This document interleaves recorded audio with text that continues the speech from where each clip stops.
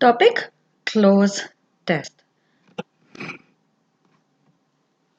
For the topic closed test, or when a closed passage is given in your examinations, as a candidate, you would be provided with a text passage and the words and a few words from the text passage are removed.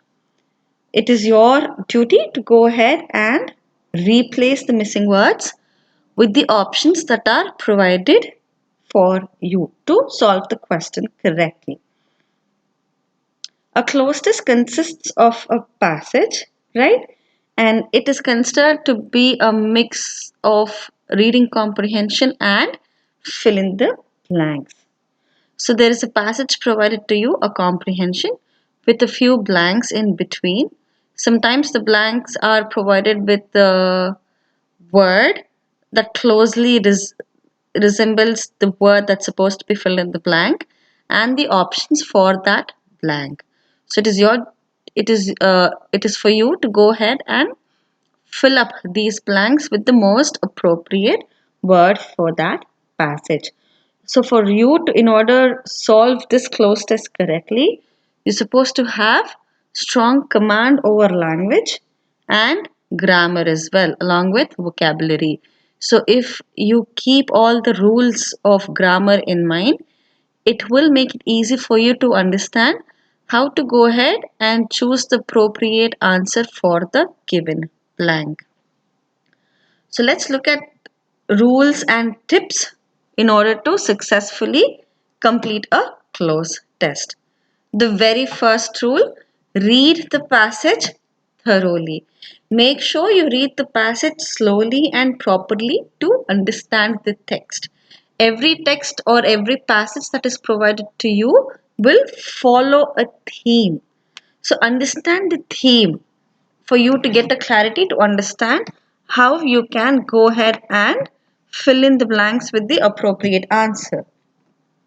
Again, go through the passage, right? When you first read it slowly, understand, and then reread it. Reread it again so that the next time, the second or the third time you're reading it, keep reading it until you get a clear idea of what the theme of the passage could be. And then start thinking of the appropriate words to suit the situation between being described, and then proceed with fill in the blanks.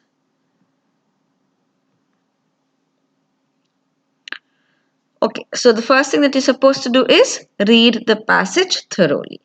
Once you read the passage thoroughly, next start looking at the sentences that have blanks. So always remember that the sentences in the passage are linked with each other. Only if you read the sentences one after the other, that's when you will understand the story. You will understand the theme of the passage. For that reason, never ever read each sentence individually, randomly or individually. That will not give you a clear picture at all. Every time you are reading it, even to answer, once again, make sure you read the sentence before that and the sentence after that to correctly get the picture of the story or the passage. So you read every sentence that is linked to each other and try to understand what the logical connection could be for you to fill up that blank.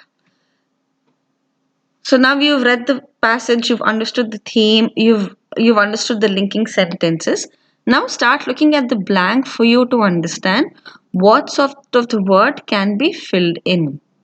The word that needs to be filled in can be a noun, a pronoun, it could be a verb, a preposition, a conjunction, or simply an article. So it could be either of these words for you to go ahead and fill in the blank. So if it's a noun, it could be, for example, I forgot to carry my blank to school. I therefore had to share it with my friend. So since the student is going to the school, it could either be a book or he could have forgotten his lunch. So if you read the theme and you understand, if it's further talking about the book, the appropriate answer would be book. Or if it's talking about something that has happened during their lunchtime, it could be that he'd forgotten to carry his lunchbox to school.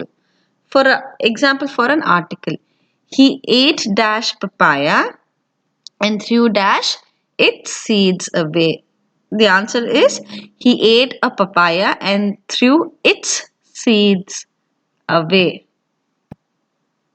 Or he ate the accordingly. If they're talking about a specific papaya in the passage, it will be the, or if it is the first time that it's being introduced, it will be simply he ate a papaya and threw its seeds away. Example for a verb, dash for half an hour left me breathless. So what is a verb? Verb is an action. So according to the statement, this could be exercise, running, swimming, right? But you cannot, I'm sorry, it cannot be swimming because you can't swim continuously, or it could be as well. So depending upon the context of the passage, you'll have to understand what the appropriate word would be to fill in the blank.